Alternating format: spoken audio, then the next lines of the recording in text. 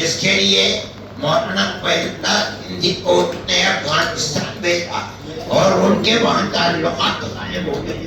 وہاں ایک دیوبند کے قاضی تھے جو قاضی عبدالرازق کے نام سے عبدالرزاق کے نام سے جانے جاتے تھے. ان کے تعلقات تھے. انہوں نے ان کو امیر حبیب اللہ تک پہنچایا. یہ واقعہ 1915 کا یعنی آج سے 110 سال پہلے کا تعلق ہے. ہمارا یہ تعلق آزادی وطن کے سلسلے کے اندر ہے جس کے وہاں جماعت حکومت قائم کی گئی مہاراجا پرتاپ نے. اس کے بعد مولانا عبداللہ صاحب, اس کے بعد مولانا عبیداللہ سندھی اس کے وزیر خارجہ بنے ہیں. میں یہ سمجھتا ہوں کہ انہوں نے ہندوستان کے اندر ایک ایسی حکومت جو ساری دنیا کے اندر یہ کہتی تھی کہ ہماری حکومت میں سورج غروب نہیں کرتا, ہمارے اکابر نے اس کا مقابلہ کیا, ان کو دھول چٹائی اور ان سے ملک کو آزاد کرایا.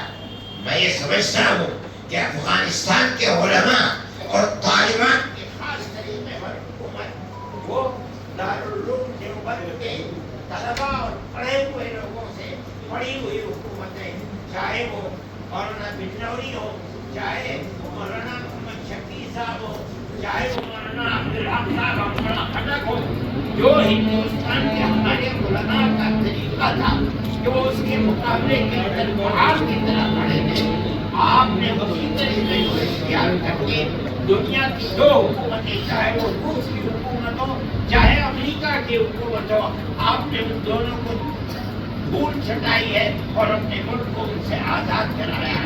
میں سمجھتا ہوں کہ اس کے اندر ہمارے اکابر کے طریقہ کار کا بڑا دخل ہے. اس لیے آج آپ یہاں تشریف لائے ہیں, یہ آپ کی اور آپ کے اکابر کی مادر علمی ہے.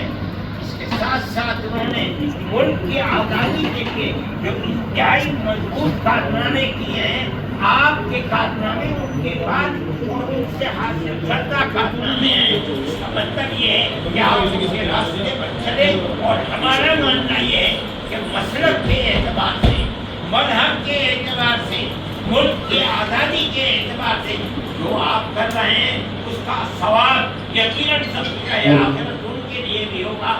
آج اگر وہ پیغمبر زمین بنے ہوئے ہیں اور قبرستان کے اندر قبر ہے لیکن ان کی زندگی زندہ ہے, آپ دارالعلوم کو اسی طرح دیکھ رہے ہیں, اور آپ نے جو اختیار کیا ہے ہم ان کو بھی انہی کی خوشا چینی سمجھتے ہیں, اور یہ سمجھتے ہیں کہ آپ نے ان کے پروگرام کو بلند کیا ہے. اللہ تعالیٰ آپ کو بلندی عطا فرمائے.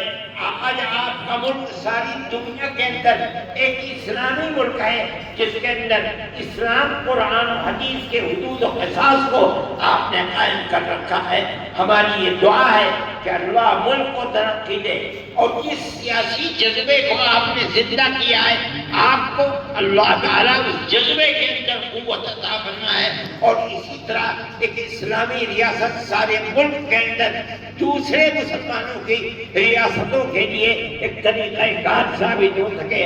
اور جو آپ کے ارد گرد کی ریاستیں ہیں, تاجکستان ہے, ازبکستان ہے, پاکستان ہے, اور روس کی چھوٹی چھوٹی ریاستیں, وہ بھی اسلامی نظام کے اسی طریقہ کار کو خدا کرے قائم و دائم کر سکیں. اس طرح اسلام زندہ و جاوید رہے, بول بالا ہو.